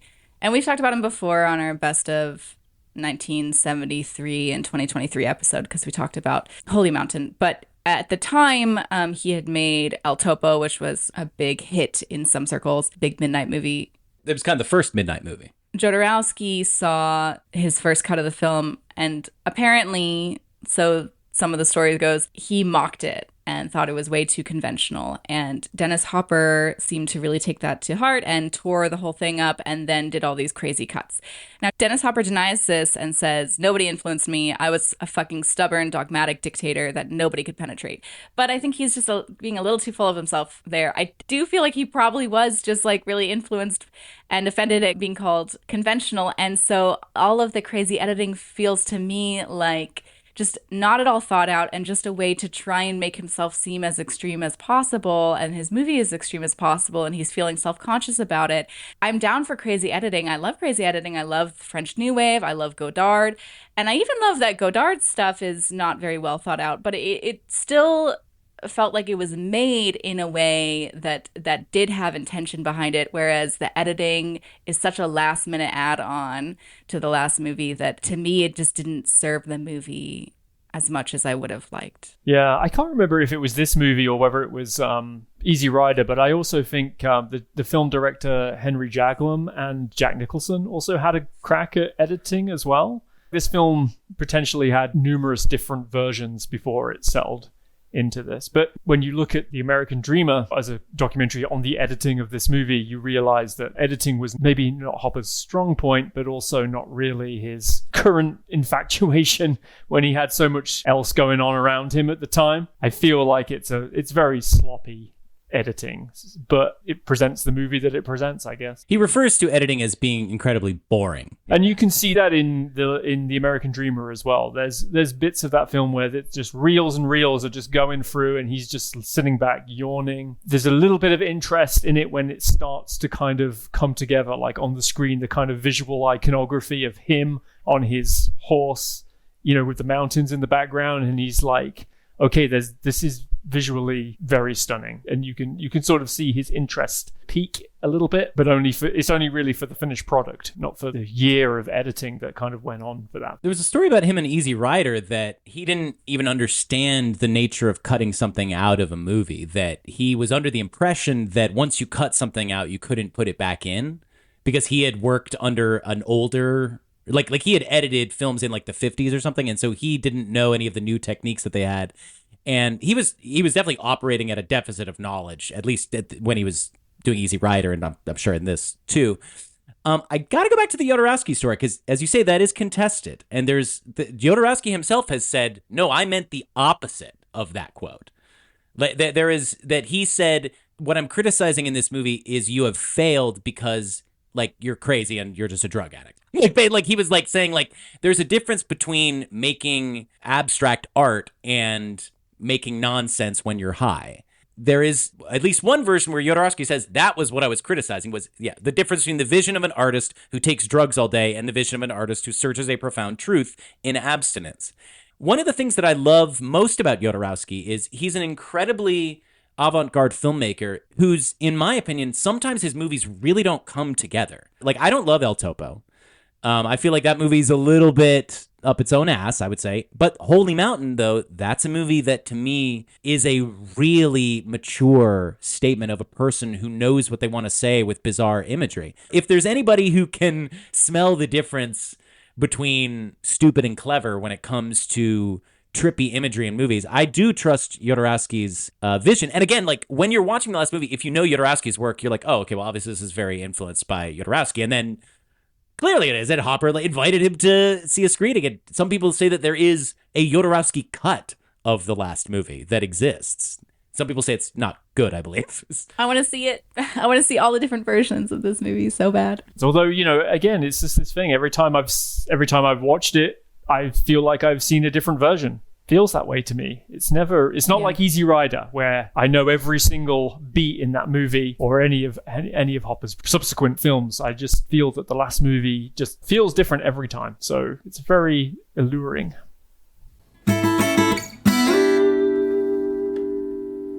Just to go back to the Tarantino thing, actually, I think you're probably right. I think he was heavily influenced by the New Hollywood era. I'm not sure about the last movie as it stands. The non-linear aspect of the last movie definitely translates to Tarantino, but I feel like Tarantino was more kind of influenced by those exploitation pictures of the 1960s, the kind of biker movies. That's why I said he would never admit to being influenced by the last movie. Like, it's the kind of movie that he would never champion, unlike those movies that you're describing. But my theory is, like, it's the kind of movie that maybe this movie did mean a lot to him, but it's so not his brand to say that was a really important movie to me as the last movie by Dennis Hopper. Yeah, it's biker movies, it's kung fu films, and drug pictures of the 1980s. Yeah, that kind of feeds more into his work, I would say. Interesting, I had to look it up because in Once Upon a Time in Hollywood, the character that Brad Pitt plays, as an insult, calls a character, he actually calls him Dennis Hopper, and that's an insult. That's 100% right. And the character's called Tex. And originally, I think in this film, the character of Kansas was going to be called Tex when they had a Texan actor. So that's kind of cool. I don't know, just a little loop there. And of course, that Tex that we're referring to is Tex from the Manson family, which is in Once Upon a Time in Hollywood, which I would say the Manson family was something I was thinking of many times when I was watching The American Dreamer. And my thought process went something like this. Wow, Dennis Hopper looks exactly like Charles Manson. And then he describes having a meeting with him, and he's like, oh, okay, so he met Charles Manson. And then his idea for American Dreamer is to have a gaggle of women come to his house, be his slaves, and have an orgy with them. And I'm like, wow, this is extremely Charles Manson coded. And then as I'm watching this, I'm like, why didn't Hopper play Charles Manson? Like, he should have played that role the way that Daniel Day-Lewis should have played Lincoln. That should have been like his greatest role. And then I find out that Charles Manson had wanted him to play himself. Yeah, I think it nearly did occur that he was going to be cast as Manson in some sort of movie. But when I think about my last book on Dennis Hopper and his soundtracks, I include American Dreamer, not because he directed that movie, but because it is a companion piece to the last movie and a kind of context setter.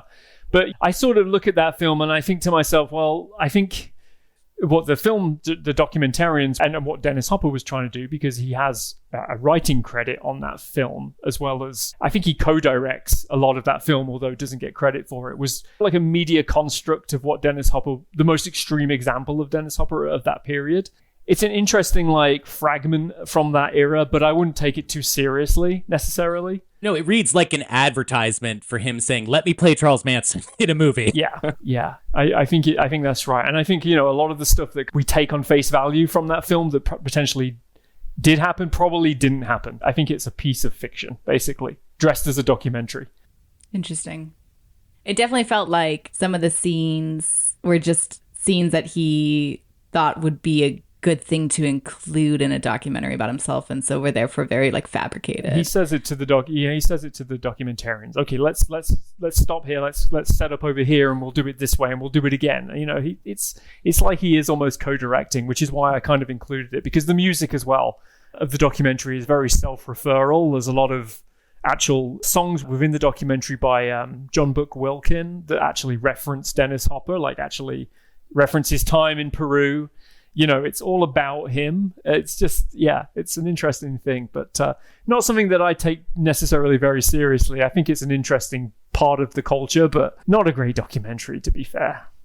It's stunningly uninformative as far as anything that you're supposed to be taking from it. Yeah, I took very little notes while watching that. There's no to say. I mean, when I was watching it in research for the book, I wasn't focusing much. I just thought the musical choices were very interesting.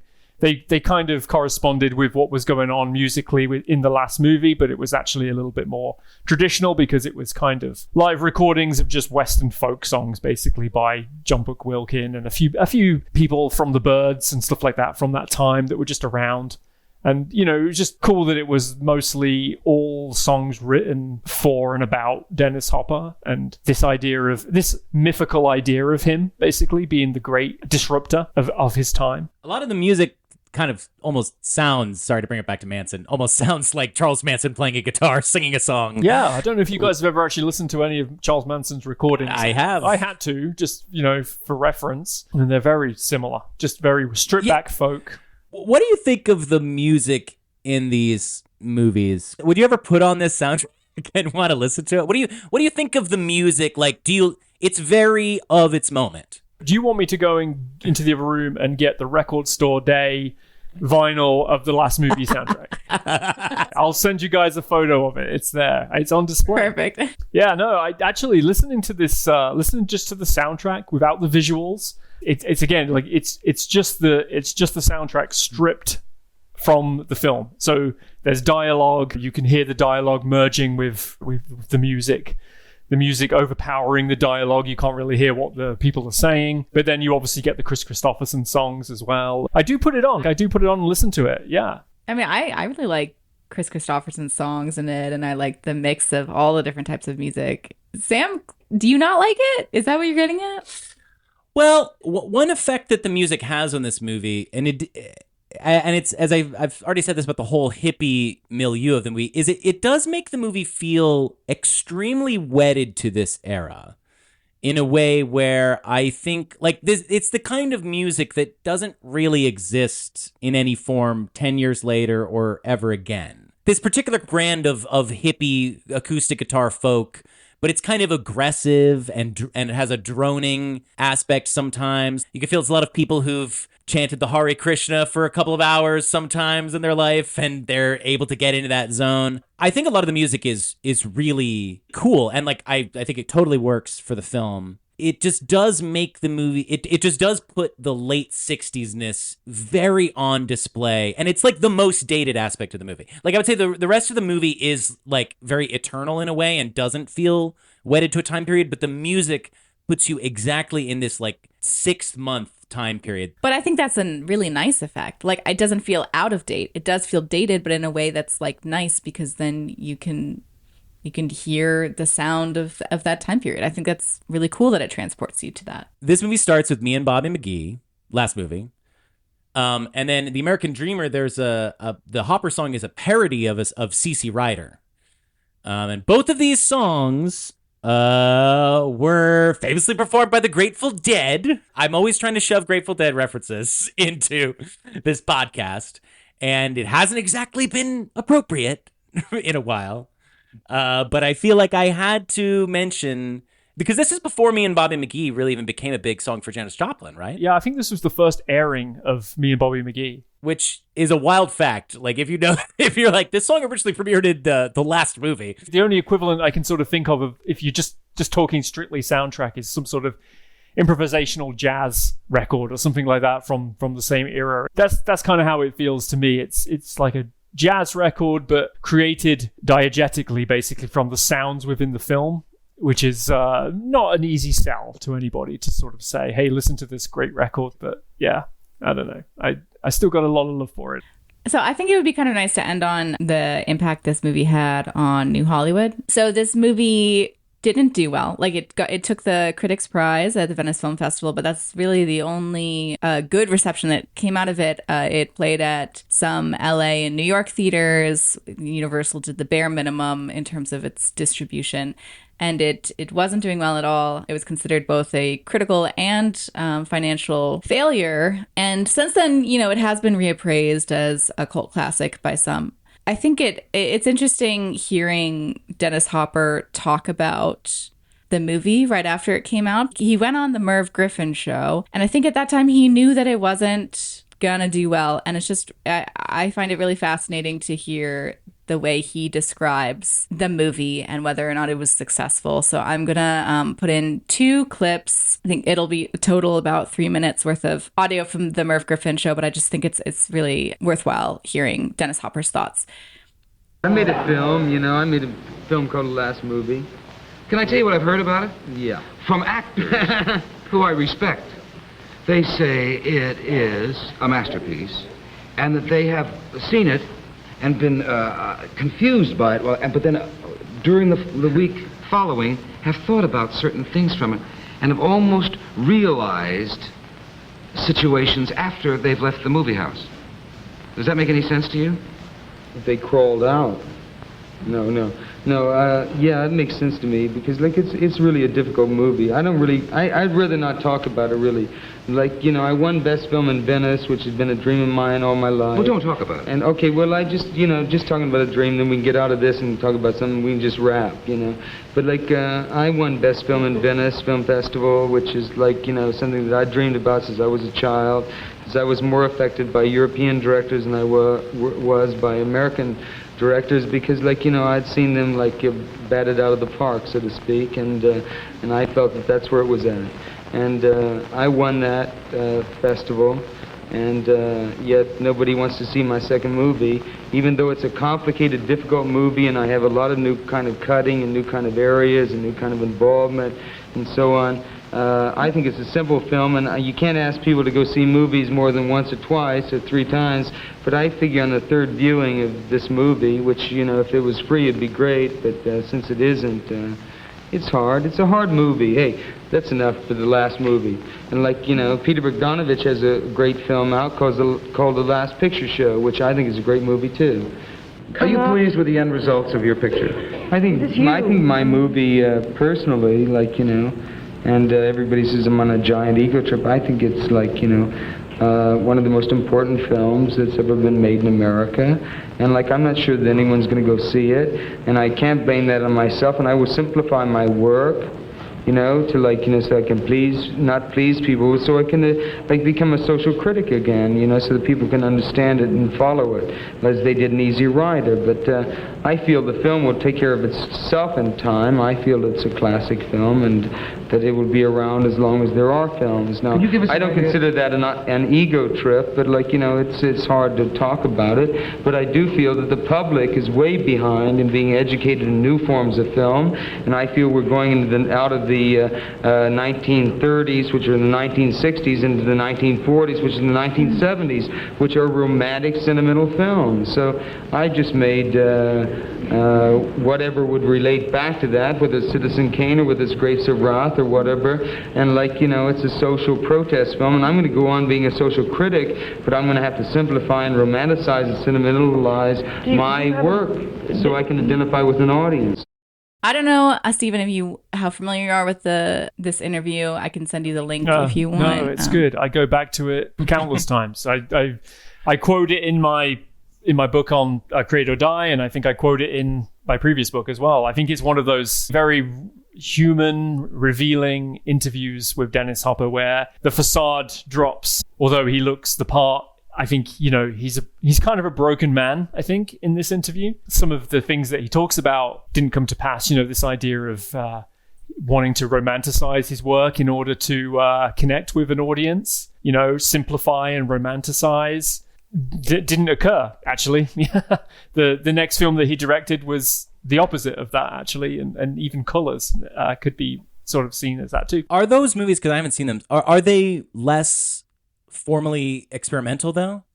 Are they more straightforward? Out of the Blue is actually a very straightforward movie in terms of linear, just complete linear. The way that it's shot is mostly just still camera, still shot. The action takes place, lots of long takes. So not much in terms of editing. I think it only took him 2 weeks to edit or something like that. It was a very quick turnaround compared to this one and Easy Rider, which was a year. Colors is a good film, but it's way more into the mainstream. It's clearly not taking chances with that film anymore. And, it has a bit of social commentary, I think, which is worth checking out. But yeah, in terms of style, it's much more pulled back. He's more of the hired hand, I would say, the hired director. Well, similar to how Hopper seemed to take less chances in terms of editing and structure, I think the same could be true for New Hollywood. Universal tried this young filmmakers program. They gave Dennis Hopper complete creative control, and it really backfired. And I think it served as a cautionary tale of, okay, we want to capture the youth audience, but let's not get too crazy. Let's not actually give the directors full creative freedom. The studios really reined it in more. And obviously it's still the beginning of the New Hollywood period, but Peter Biskin includes this quote in his book, Easy Riders, Raging Bulls, from Dennis Hopper's line producer, Paul Lewis, who said, "The freedom that we were allowed was over with the last movie, The Hired Hand and Two Lane Blacktop. The end of the 70s began at the beginning of the 70s. So he's kind of saying that the fallout from the last movie is part of the reason why, extreme experimental freedom that they tried out didn't pan out. And, if you think about the French New Wave influence on New Hollywood, that's just extremely experimental. And New Hollywood isn't nearly as experimental as the French New Wave and as the last movie. And I think it's because this film was such a disaster. You could argue that this movie made New Hollywood what it is. Hopper came up under the Roger Corman tutelage, as many people did, which we will discuss in a future episode. And then this is in the 60s, when European art house films, they're weirdly finding an audience in America. And Roger Corman told Hopper, he says, no, the reason for that is just because they're more sexually explicit. People don't actually like abstract art. They don't actually want to see a bunch of art house movies. Once you get the tits and ass and violence in American films, there's not going to be a market for foreign avant-garde filmmaking. And I think Hopper came to at least believe that was true. Hopper became convinced, I thought that what we were doing in America was an American New Wave. The failure of the last movie sort of solidified the fact it's no, we're not doing that. We're doing a different thing. Our stuff is not going to be that formally experimental. You could argue that he was aping a European style of movie, and what resulted from the failure of this was maybe something more American and more specific. New Hollywood was New Hollywood. It wasn't the American New Wave,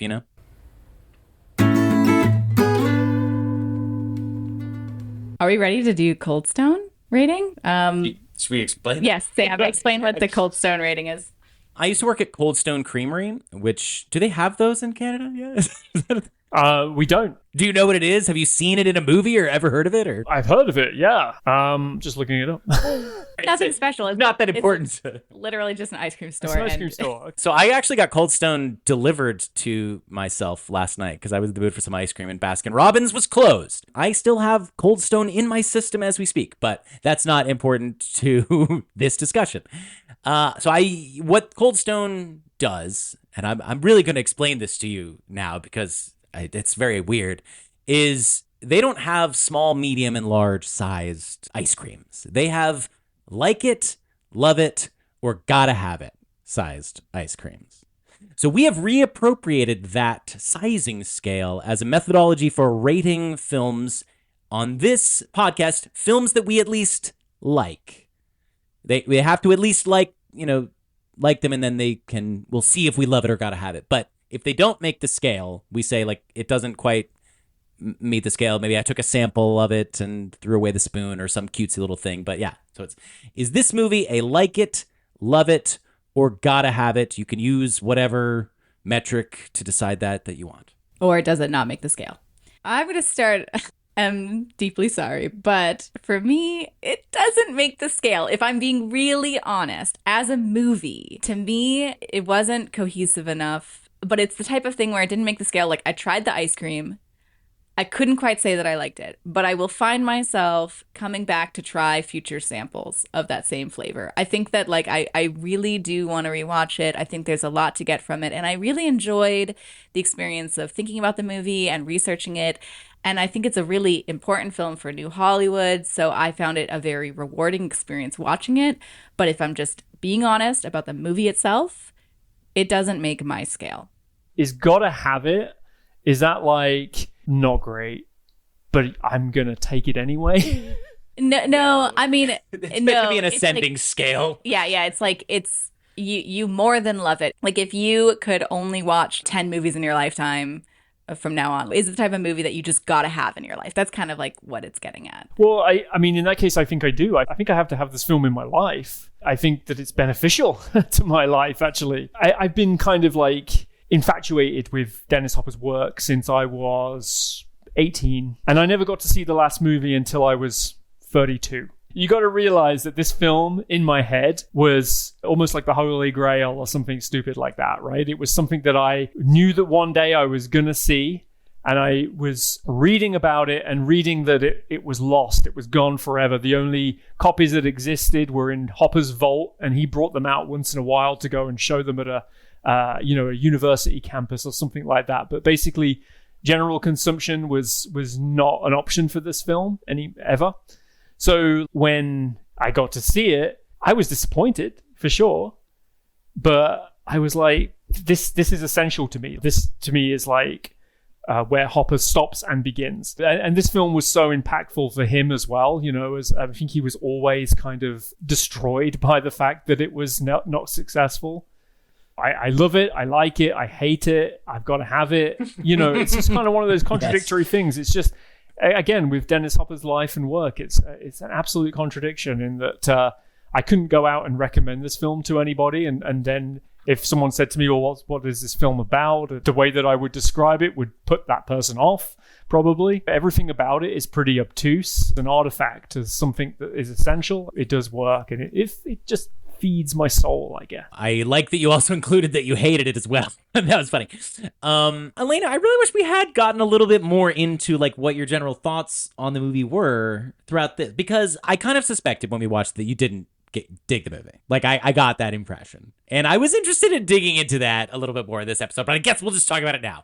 The way I approach movies, like even though it didn't make my scale, there was still just so much I could get out of it, and I really enjoyed talking about it today with you two, and I honestly actually don't even think it was that relevant that I didn't like the movie that much. Well, no, it's not even about you not liking it. It's like, did the movie bother you in this is kind of offensive, or were you just like, I don't feel like this is coming together? It's that I felt that the editing wasn't thought through. Like in the opening, there were scenes that really seemed like they were lacking a point, like that it just didn't come together enough for me. That was the only reason it was not making my scale. I think what's relevant about that is I've totally felt the opposite. I had heard about the last movie, and I was when we started it, I was like, okay, so we're gonna watch like a movie that doesn't work now. And as we watch it, I'm watching it, I'm like, oh, this is a fucking masterpiece. It's so beautiful. What about this is supposedly not working for people? Like I genuinely was watching it and I'm like, look, I get this is a weird movie. Maybe people weren't ready for it now, but like it seems like this movie should at this point be recognized as one of the great masterpieces in cinema. And I'm watching and I'm like, this is totally working. Like I love it all. I'm really digging it.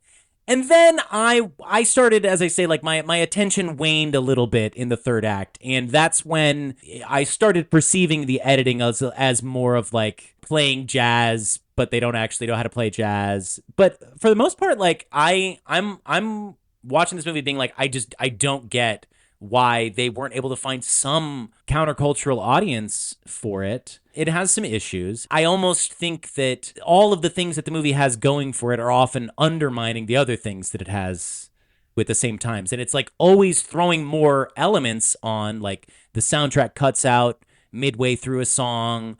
There's a jump cut orally and then visually and stuff. But as it keeps adding on the different layers, I'm like, these layers are working for me. Like it's like a Pollock painting. I feel like that's how Dennis Hopper viewed it too. It wasn't necessarily like a movie, but a film that as a sort of exhibition piece or an artistic canvas almost. Film as film, basically, the same way that abstract painters use paint as paint. Hopper was using film as in an abstract sort of sense. But, you know, it's that whole thing of like, well, where is your audience then for that? You know, the audience doesn't exist for it. Or it may exist, but it exists in very intellectual circles, at least back then. We're a little bit more primed for it now, I think. I think we've all watched weirder movies in the last 20, 30 years or whatever. And, you know, we've obviously had like people like David Lynch help us with that. Right. Like Lynch is so much weirder than this movie. It's not even close. So for me, it's a love it. Like I love this movie. It would have been a gotta have it if I didn't feel like it sort of started spinning its wheels. But I'm like, this is a masterpiece. Then it starts lagging a little bit. But the ending, the weird jumping to them on the gold mine trip, worked for me, and I was like, oh, you got me back. A brilliant choice, a brilliant way to end the movie. So I was on its wavelength. Hopper is somebody who I mock a lot. Again, I'm a hippie, and I sort of feel like Hopper makes me get why people don't like hippies. Sometimes, like when I see him talk, like I'm like, I get that this level of extreme self-importance mixed with abrasiveness, like I get why hippies couldn't have lasted too long. It was so important to him to be shoving something in somebody's face. Like you say, it's create or die is the name of your book and is the sort of a motto for Hopper, right? And it's like, it's just very aggressive, man. Like, why are you being so aggressive, you know? It was a love it for me. I thought this movie was, I was very surprised by how much I liked this movie. And I also think that its reputation for being a weird, problematic film only set the scene for me to appreciate it even more. Because I was like, oh, this is way better than I thought it was going to be. Well, thank you so much, Stephen, for coming on the show and being a guest. I really enjoyed our conversation. We hit so many different topics and you're just so knowledgeable. Any listeners of the show, definitely check out Stephen's books on Dennis Hopper, which again are Create or Die, Essays on the Artistry of Dennis Hopper, and his latest book, Music and Sound in the Films of Dennis Hopper. But you should also check out his other books as well, like Deconstructing Dirty Dancing and Screen Captures, Film in the Age of Emergency. How many people do you think have written a book on Dennis Hopper and Dirty Dancing? Is it just you? Yeah, I got a feeling I'm probably the only one. I mean, there's not many people who write 2 books on Dennis Hopper and, you know. Right. Yeah, books which he would never have read because he hates reading. That concludes another exciting new Hollywood adventure. Thank you all so much for listening. Don't forget to subscribe to Kale Your Idols on the podcatcher of your choice. Also, please leave ratings and reviews if you get the chance, because it's really helpful to small podcasts like ours. We'd love to hear from you, so please reach out to us on Instagram, X, or send us an email to kaleyouridols@gmail.com. Stephen, is there any way that you would like people to follow you on social media? I'm on Blue Sky, and that's pretty much it now. I used to be on Twitter. I've got off Twitter, and I'm very grateful. I think my tag is Riffs and Meaning, RIFFS Meaning. We want to say thank you to the Illuminator for our logo, and thank you to ourselves for everything else, except for this episode, where we also want to thank, once again, Stephen for coming on the show. Please join us next episode, where we will be discussing another 1971 film that might be the polar opposite of the last movie, and that is Fiddler on the Roof. So now I look to Peter Fonda, who apparently the back of his head is in this movie, and ask, how did we do? We blew it. What? What? That's what it's all about, man. I mean, like, you know.